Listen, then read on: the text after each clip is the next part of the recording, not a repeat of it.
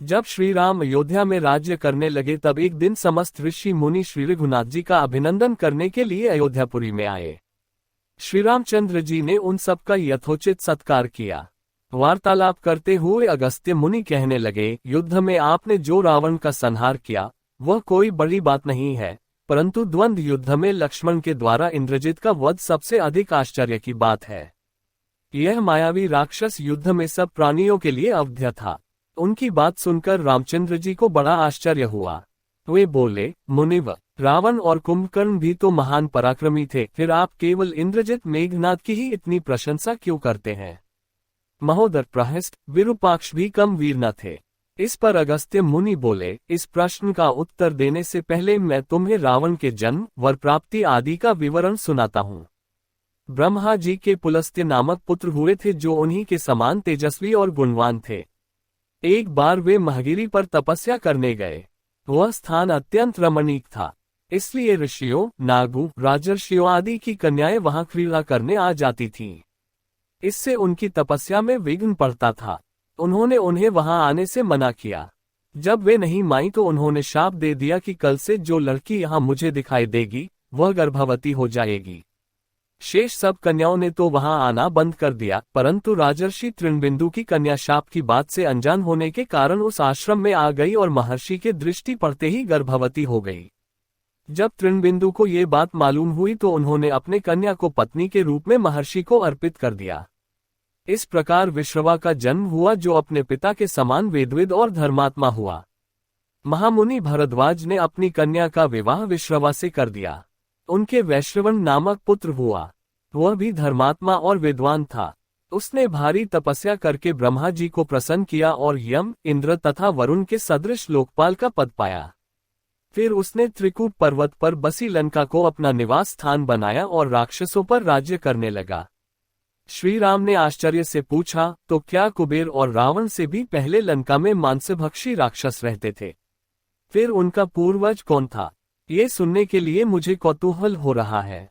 तब अगस्त्य जी बोले, पूर्वकाल में ब्रह्मा जी ने अनेक जल जंतु बनाए और उनसे समुद्र के जल की रक्षा करने के लिए कहा। तब उन जंतुओं में से कुछ बोले कि हम इसका रक्षण रक्षा करेंगे और कुछ ने कहा कि हम इसका यक्षण पूजा करेंगे।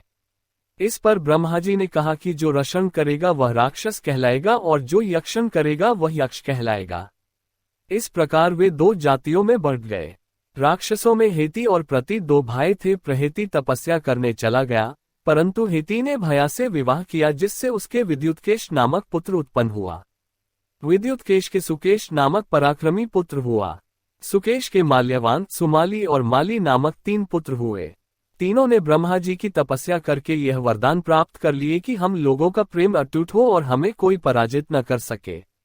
वर पाकर वे निर्भय हो गए और सुरों असुरों को सताने लगे। उन्होंने विश्वकर्मा से एक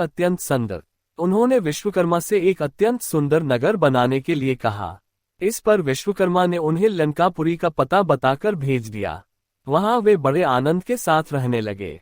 माल्यवान के वज्रमुष्टि, विरूपाक्ष, दुर्मुख, सुप्ताघ्न, यज्ञकोप, मत और उन्मत्त नामक 7 पुत्र हुए। सुमाली के प्रहस्त्र, अकंपन, विकट, कालिकामुक, धूम्राक्ष, दंड, सुपार्श्व, सहनादि, प्रधस एवं भारकर्ण नाम के 10 पुत्र हुए। माली के अनल, अनिल, हर और संपाति नामक 4 पुत्र हुए। ये सब बलवान और दुष्ट प्रकृति होने के कारण ऋषि मुनियों को कष्ट दिया करते थे। उनके कष्टों से दुखी होकर ऋषि मुनिगण जब भगवान विष्णु की शरण में गए तो उन्होंने आश्वासन दिया कि हे ऋषियों, मैं इन दुष्टों का अवश्य ही नाश करूंगा। जब राक्षसों को विष्णु के इस आश्वासन की सूचना मिली तो वे सब मंत्रणा करके संगठित हो माली के सेनापतित्व में इंद्रलोक पर आक्रमण करने के लिए चल पड़े। समाचार पाकर भगवान विष्णु ने अपने अस्त्र शस्त्र संभाले और राक्षसों का संहार करने लगे। सेनापति माली सहित बहुत से राक्षस मारे गए और शेष लंका की ओर भाग गए। जब भागते हुए राक्षसों का भी नारायण संहार करने लगे तो माल्यवान क्रुद्ध होकर युद्ध भूमि में लौट पड़ा। भगवान विष्णु के हाथों अंत में वह भी काल का ग्रास बना। शेष बचे हुए राक्षस सुमाली के नेतृत्व में लंका को त्याग कर पाताल में जा बसे और लंका पर कुबेर का राज्य स्थापित हुआ। अब मैं तुम्हें रावण के जन्म की कथा सुनाता हूँ। राक्षसों के विनाश से दुखी होकर सुमाली ने अपनी पुत्री कैकसी से कहा कि पुत्री, राक्षस वंश के कल्याण के लिए मैं चाहता हूं कि तुम परम पराक्रमी महर्षि विश्रवा के पास जाकर उनसे पुत्र प्राप्त करो। वही पुत्र हम राक्षसों की देवताओं से रक्षा कर सकता है। अगस्त्य मुनि ने कहना जारी रखा। पिता की आज्ञा पाकर कैशी विश्रवा के पास गई। उस समय भयंकर आंधी चल रही थी। आकाश में मेघ गरज रहे थे। कैशी का अभिप्राय जानकर विश्रवा ने कहा कि भद्रे, तुम इस कुबेला में आई हो। मैं तुम्हारी इच्छा तो पूरी कर दूंगा, परंतु इससे तुम्हारी संतान दुष्ट स्वभाव वाली और क्रूर कर्मा होगी। मुनि की बात सुनकर कैशी उनके चरणों में गिर पड़ी और बोली कि भगवान, आप ब्रह्मवादी महात्मा हैं। आपसे मैं ऐसी दुराचारी संतान पाने की आशा नहीं करती, अतः आप मुझ पर कृपा करें। कैशी के वचन सुनकर मुनि विश्रवा ने कहा कि अच्छा, तो तुम्हारा सबसे छोटा पुत्र सदाचारी और धर्मात्मा होगा। इस प्रकार कैशी के 10 मुख वाले पुत्र का जन्म हुआ, जिसका नाम दशग्रीव रखा गया। उसके पश्चात कुंभकर्ण, शूर्पणखा और विभीषण के जन्म हुए। दशग्रीव और कुंभकर्ण अत्यंत दुष्ट थे, किंतु विभीषण धर्मात्मा प्रकृति का था। अपने भाई वैश्रवण से भी अधिक पराक्रमी और शक्तिशाली बनने के लिए दशग्रीव ने अपने भाइयों सहित ब्रह्माजी की तपस्या की। ब्रह्मा के प्रसन्न होने पर दशग्रीव ने मांगा कि मैं गरुड़, नाग, यक्ष, दैत्य, दानव, राक्षस तथा देवताओं के लिए अवध्या हो जाऊं। ब्रह्मा जी ने तथास्तु कहकर उसकी इच्छा पूरी कर दी। विभीषण ने धर्म में अविचल मति का और कुंभकर्ण ने वर्षों तक सोते रहने का वरदान पाया। फिर दशग्रीव ने लंका के राजा कुबेर को विवश किया कि वह लंका छोड़कर अपना राज्य उसे सौंप दे। अपने पिता विश्रवा के समझाने पर कुबेर ने लंका का परित्याग कर दिया और रावण अपनी सेना, भाइयों तथा सेवकों के साथ लंका में रहने लगा। लंका में जम जाने के बाद अपने बहन शूर्पणखा का विवाह कालका के पुत्र दानवराज विद्योगेहवा के साथ कर दिया। उसने स्वयं दिति के पुत्र मय की कन्या मंदोदरी से विवाह किया, जो मां नामक अप्सरा के गर्भ से उत्पन्न हुई थी।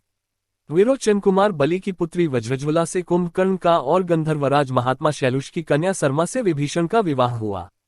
कुछ समय पश्चात मंदोदरी ने मेघनाद को जन्म दिया, जो इंद्र को परास्त कर संसार में इंद्रजित के नाम से प्रसिद्ध हुआ।